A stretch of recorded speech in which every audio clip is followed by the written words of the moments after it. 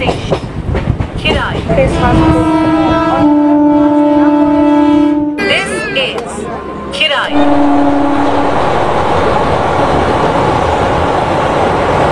ছেলেদের জন্য কি আছে? ছেলেরাও পরে ভাই। ছেলেরা কি পড়ে? ছেলেরাও পড়ে কি?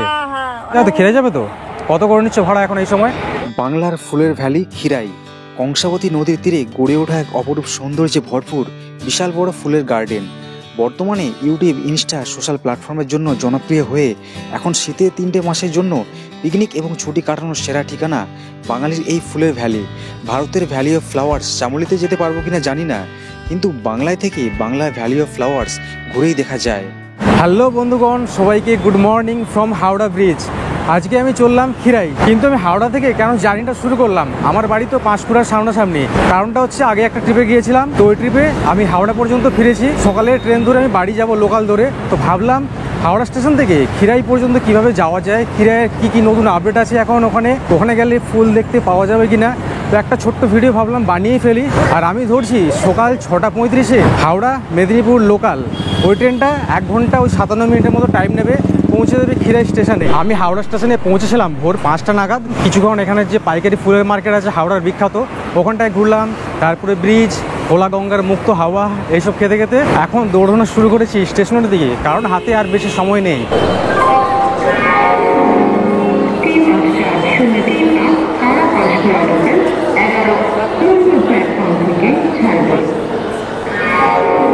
প্রথমে ভেবেছিলাম প্ল্যাটফর্মে ঢোকার আগে ট্রেনটা ছেড়ে বেরিয়ে যাবে, তারপর এসে দেখলাম ও বাবা, অনেকক্ষণ পরে অ্যানাউন্স করছে।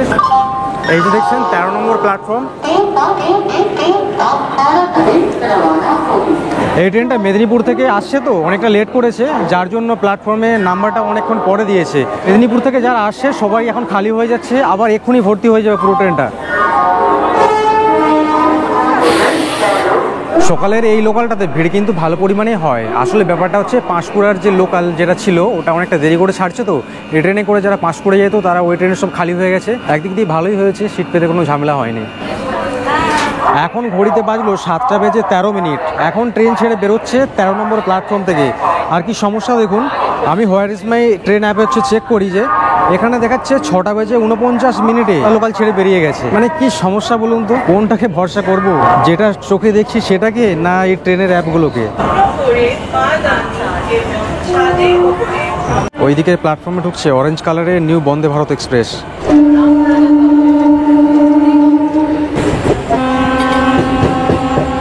প্রায় অনেকদিন হয়ে গেল লোকাল ট্রেনে ব্লগ করিনি, অনেকদিন পর করছি, বেশ ভালো লাগছে। সেই স্পিড মাঝে মাঝে চলছে না, এত স্পিডে দারুণ লাগছে।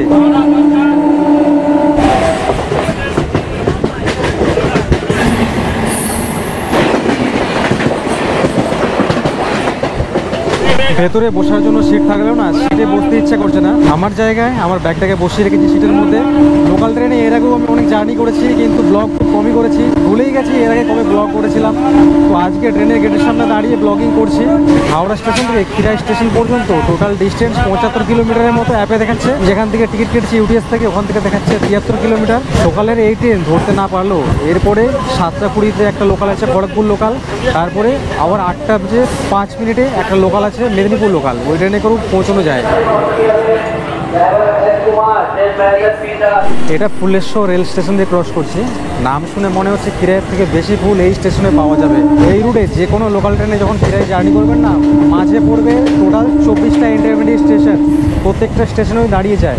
আমি আছি ট্রেনের একদম যে প্রথমে যে কোচটা আছে, একদম প্রথমের কোচে যাওয়াটা রিস্কি, কিন্তু একদম সামনে উঠে পড়লাম, কারণ সামনের কোচে উঠলে না এখানে ধুলোবালিটা একটু কম লাগে চোখে। আর বেশ গেটের সামনে দাঁড়িয়ে আছি, ঠান্ডা একটা হিমেল বাতাস মুখে এসে লাগছে, বেশ ভালো লাগছে। খিরাই পপুলার হওয়ার আগে ভ্যালি অফ ফ্লাওয়ার্স নামটা শুনলে মনে হতো উত্তরাখণ্ড স্টেটের সেই পাহাড়ে ঘেরা চমলি ডিস্ট্রিক্ট। তবে খিরাইয়ের সাথে কোনোভাবেই চমলির কম্পেয়ার করা যায় না। তবুও বাংলার একদিনের জন্য নতুন ডেস্টিনেশন হয়ে দাঁড়িয়েছে ফ্লাওয়ার্স লাভারদের কাছে। প্রায় 1 ঘন্টা 40 মিনিট জার্নি করে প্রথমে পৌঁছোই খিরাইয়ের আগে এবং আমার বাড়ির নিয়ারেস্ট রেল স্টেশন পাঁশকুড়া জংশনে, যেখান থেকে আমরা অন্যান্য জার্নিগুলো শুরু হয়। ওরে বাপ রে, আজকে এত ভিড়! এইটা হচ্ছে পাঁশকুড়া জংশন, মারাত্মক ভিড় হয় এখানে, সেই জন্য আগে থেকে নেমে পড়েছি, না হলে এর পরের স্টেশনে খিরাই নামা অসম্ভব। পাঁশকুড়া স্টেশন থেকে এত চাপ হয়ে গেছে, বাদুড়ের মতো ঝুলে ঝুলে যেতে হচ্ছে এইভাবে। আর এই ট্রেনে যাওয়াকালীন খিরাইয়ে যাওয়ার আগে মানে স্টেশনে যাওয়ার আগে খিরাইয়ের যে ফুলের যে ভ্যালিটা সেটা ট্রেনের উপর থেকে দেখতে পাওয়া যায়, সেটা দেখাবো আপনাদের। Destination Midnapur. Next station Khirai. অনুগ্রহকারী শুনবেন, স্টেশন চত্বরে বা ট্রেনে ভ্রমণের সময় অনুগ্রহ করে সবসময় ফেস মাস্ক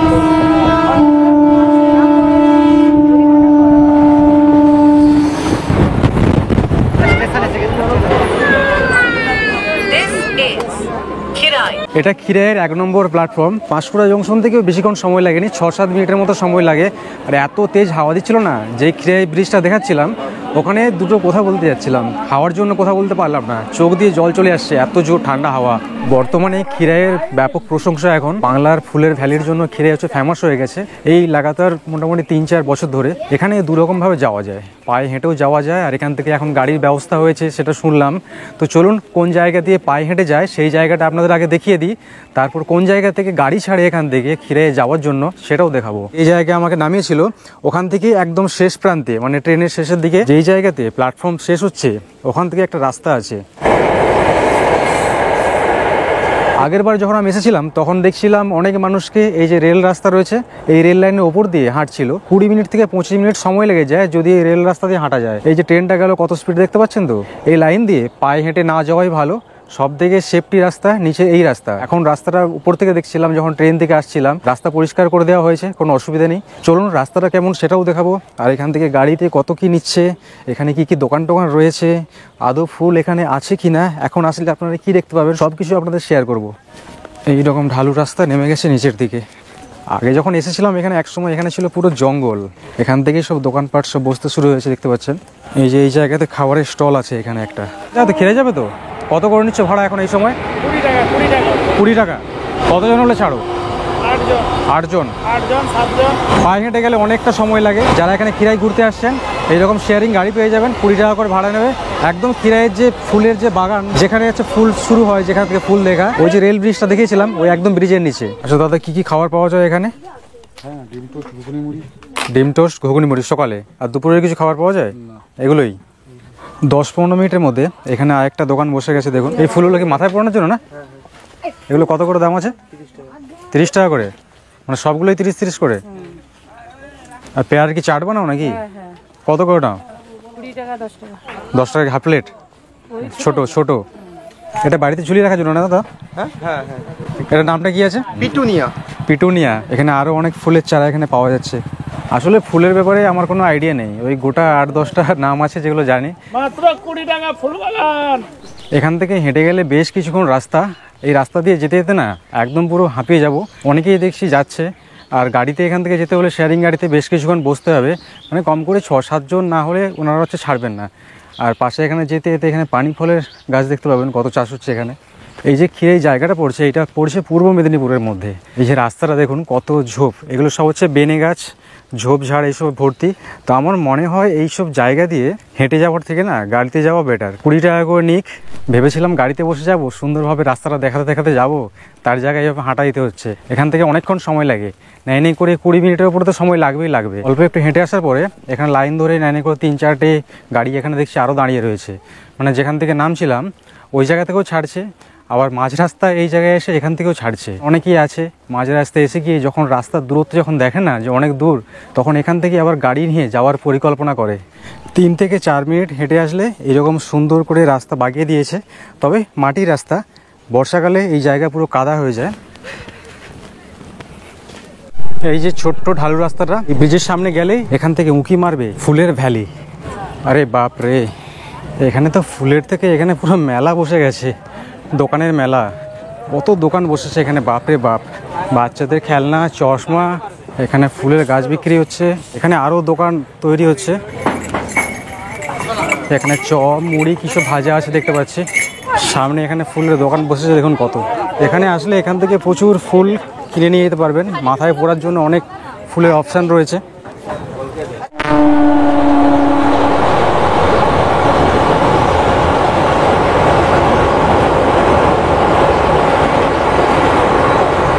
যে রাস্তাটা দেখছেন এই রাস্তাটাই চলে গেছে ফুলের ভ্যালির দিকে। পাশে এখানে আইসক্রিমের স্টল, পেয়ারা, কত কিছু পাওয়া যাচ্ছে এখানে। চালতা বিক্রি হচ্ছে এখানে। এখানে মনে হচ্ছে চালতা মাখাও পাওয়া যায়। কত খাবারের দোকান, বাপরে বাপ, কত দোকান দেখেছেন তো, দোকানের শেষ নেই। মানুষও যেমন আসছে, দোকানও সেই রকম পরিমাণে খুলে দেওয়া হয়েছে। এখানে অনেকেই আছে এখানে ফুলের বাগানে ঘুরতে এসে এই বাগানের মধ্যে ঢুকে পড়ে আর এসব ফুল টুল সব ছিঁড়ে নষ্ট করে ঘিরে দিয়েছে কাপড় দিয়ে। আর এই বাগানের মাঝে মাঝেই কিন্তু দেখতে পাবেন এইরকম ছোট ছোট সব ফুলের দোকানগুলো আছে। এটা খালি এখানে না, একদম লাইন ধরে যত দূর ঘুরবেন সব দেখাবো আপনাদের, চলুন। এই বাগানে এখানে যত রকম ফুল পাওয়া যায় সব রকম ফুলই প্রায় এখানে কিনতে পারবেন এখানে আসলে। এখানে কিছু গাছ আছে, এগুলোতে এখনো ফুলের কুড়ি ধরতে বাকি আছে। এইদিকে এগুলো সব হচ্ছে গাঁদা ফুলের গাছ, বিভিন্ন রঙের সব গাঁদা ফুলের সব চাষ হয়েছে, একদম পুরো বিঘা বিঘা জমি জুড়ে। আমি সেই রকম বিশেষ ফুলের নাম জানি না, যেগুলো জানি সেগুলোই বলবো, বাকিগুলো দেখিয়ে দেবো। আপনারা যারা জানেন তারা চিনে নেবেন দেখে। পরে যখন আসবেন না এইসব জায়গায় আরও এখানে সব ফুলের এরকম দোকান দেখতে পাবেন ছোট ছোট। ছেলেদের জন্য কি আছে? ছেলেরাও পরে ভাই। ছেলেরা কি পরে? ছেলেরাও পরে কি? হ্যাঁ, অনেকেই পরে। এই যে লাল যে ফুলের যে পুরো বাগানটা, এগুলোকে আমাদের মেদিনীপুর এগুলোকে মুরগি নোটে বলে। মানে এই যে ফুলগুলো না, মুরগির যে সে দেশি মুরগি হয় তার যে মাথার যে ফুলগুলো এইরকমই লাল, সেই জন্য নামটাই দিয়ে দিয়েছে এটা। দূরে এখানে দেখতে পাচ্ছি এগুলো সব চন্দ্রমল্লিকা, বিভিন্ন সব রং বেরঙের। কালকে 25 ডিসেম্বর, আজকে যে পরিমাণে ভিড় দেখছি এখানে, তাহলে কালকে কত ভিড় হবে সেটা বুঝতেই পারছেন ভিডিও দেখে সবাই। আর যারা এখানে আসে না, এখানে শুধু ঘুরতে আসে না, এখানে আসে ফটোগ্রাফি করতে, রিল বানাতে, ফেসবুক, ইনস্টাগ্রাম এইসবের জন্য সব বেশি আসে। আর দূরে পেছনে একটা ব্রিজ দেখা যাচ্ছে, যে খিরাই ব্রিজটা, ওখান দিয়ে একটু পরে একটা ট্রেন ক্রস করবে, আপনাদের দেখাবো।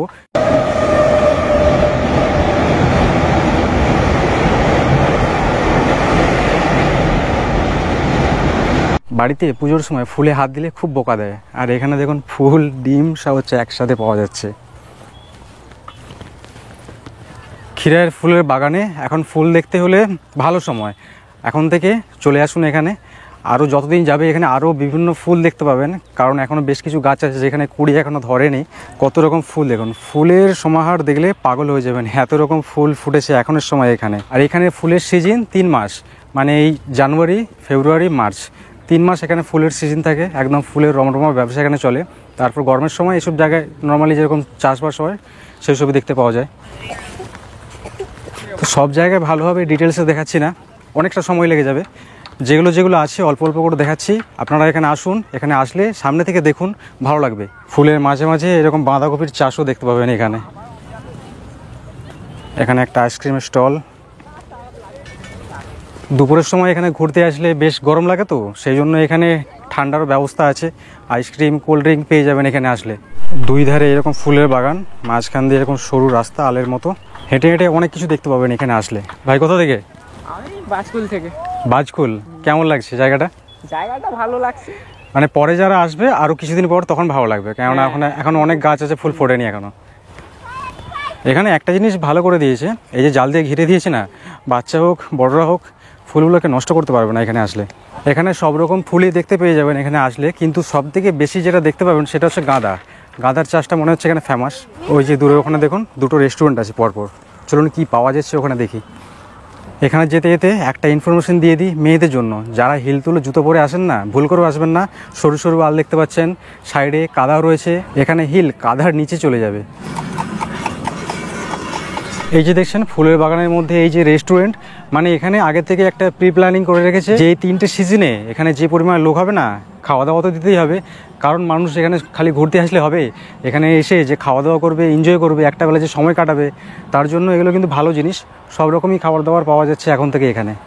মাঝে মাঝে এই জমির আলগুলো এত সরু, একজন মানুষ দাঁড়ালে পাশ দিয়ে যাওয়ার মতো জায়গা নেই। পেয়ারা কত করে দিচ্ছ? 10 টাকা, 20 টাকা, 40 টাকা, 50 টাকা। একটা 20 আমাকে মাখিয়ে দেবে। হ্যাঁ, চাল বানিয়ে দেবো। ঝাল ঝাল কম দেবে, টক বেশি দেবে একটু। অনলাইন হয় তো? অনলাইন হয়। এখানে ফুলের দোকান থেকে এরকম চাটের দোকান, প্রত্যেকটা দোকানেই অনলাইনের সুবিধা এখানে আছে, কোনো অসুবিধা নেই। হাতে টাকা পয়সা কম থাকলেও অনলাইনে সব কিছু হয়ে যায় এখানে। এইরকম পুরো মাখা মাখা করে মাখিয়ে দিয়েছে, যেমন বলেছিলাম ঝাল কম দিয়েছে, টকটা একটু বেশি। একটা পেয়ারা মাখতে বেশ অনেকটাই হয়েছে।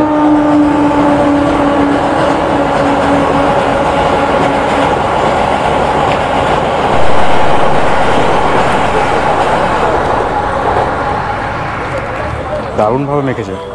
চানা কত করে বানাচ্ছ? 20 টাকা। অনলাইন হয় নাকি? একটা বানিয়ে দাও। ঝাল একদম দেবে না, টকটা একটু দেবে বেশি করে।